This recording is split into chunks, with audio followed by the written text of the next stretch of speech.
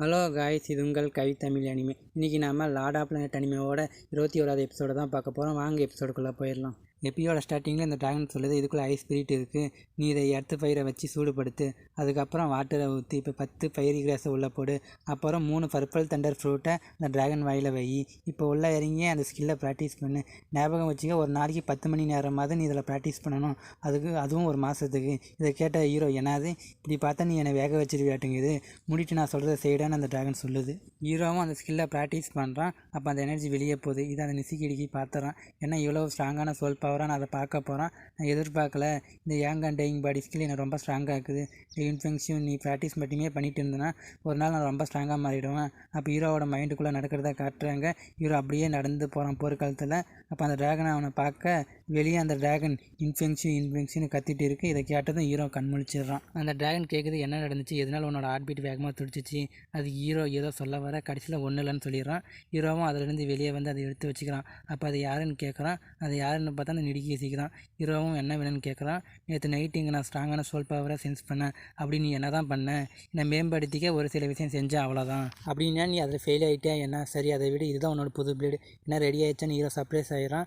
அவனும் அதை திறந்து காட்டுறான். ஹீரோவும் நல்லா இருக்குன்னு சொல்கிறான். சரி நான் சொன்னது இது ஹீரோ உன்னோட பீப்புளஸ் EOE தான் கொண்டான், அதே மாதிரி குரோஜன்பில் அவங்க வீட்டில் தான் இருக்குது, இது உண்மையா, என்னை நம்பலைன்னா நீ போய் அதை செக் பண்ணி பார்த்து வந்து எனக்கு என்னோட பிளேடை கொடுத்தா போதும். அதுக்கு அவன் சரி நான் உன்னை இந்த தடவை மட்டும் நம்புறேன்னு சொல்கிறான். அதே மாதிரி அந்த பிளேடையும் ஹீரோ கிட்ட கொடுத்துட்றான். அடுத்த சீனில் ஒருத்தன் மயிலாடு ஒரு சில பேர் நம்மளோட இடத்துல வந்து கடையை போட்டிருக்காங்க, யார் இன்ஃபேமிலி இடத்துல கடையை போட்டுது, அது கோர்ட்டில் இருக்கவங்களான்னு ஹீரோ கேட்குறான்.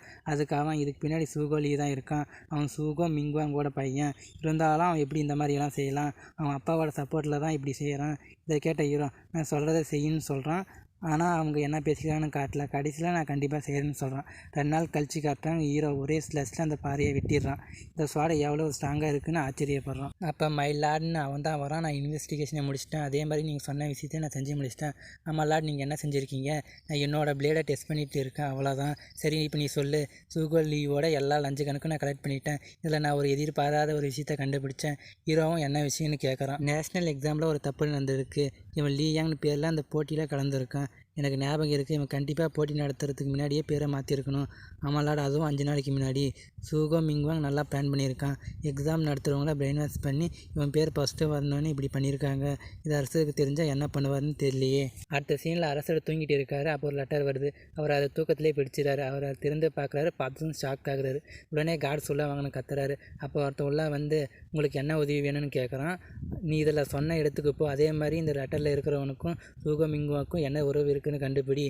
அவனும் இதை பார்த்துட்டு இது உண்மையான ஆச்சரியப்படுறான். நீ அவனோட பையனை கூட இன்வெஸ்டிகேஷன் பண்ணுன்னு சொல்கிறாரு.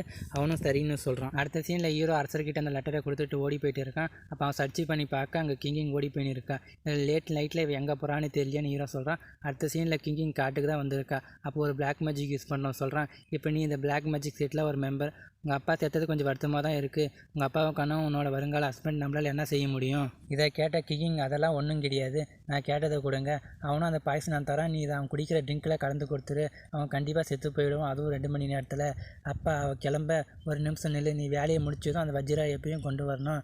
அப்போ இவன் கிளம்ப பின்னாடி யாரும் அவன் அட்டாக் பண்ணுறான். இன்ஃபென்ஷன் அதிர்ச்சி அடி தான். நீ என்னை அட்டாக் பண்ணாலும் எனக்கு எந்த கவலையும் கிடையாது, ஆனால் உனக்கு எவ்வளோ தைரியம் எனக்கு எதிராக என்னோடய மக்களையே திருப்பி விடுற.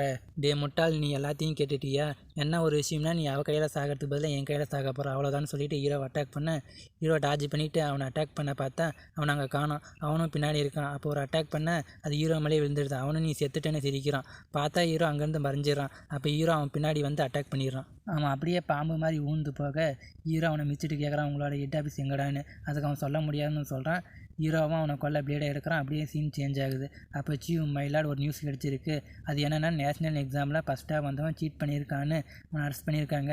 இதுக்கு பின்னாடி சூகோ மிங்குவாங் தான் இருக்காருன்னு தெரிஞ்சிருக்கு. அதனால் அவரோட கல்டிவேஷனை டெஸ்ட்ராய் பண்ணியிருக்காங்க. அப்புறம் அவர் சிறையில் அடிச்சிருக்காங்க. இதை கேட்ட ஹீரோ, நான் எதிர்பார்த்தது தான், சரி இப்போ நம்ம போகலாமா, எங்கே மயிலாடு வேறு எங்கே சிறைச்சாலைக்கு தான். இதோட இந்த எபிசோடு முடியுது கைஸ். நம்ம அடுத்த எபிசோட சந்திப்போம். Bye guys.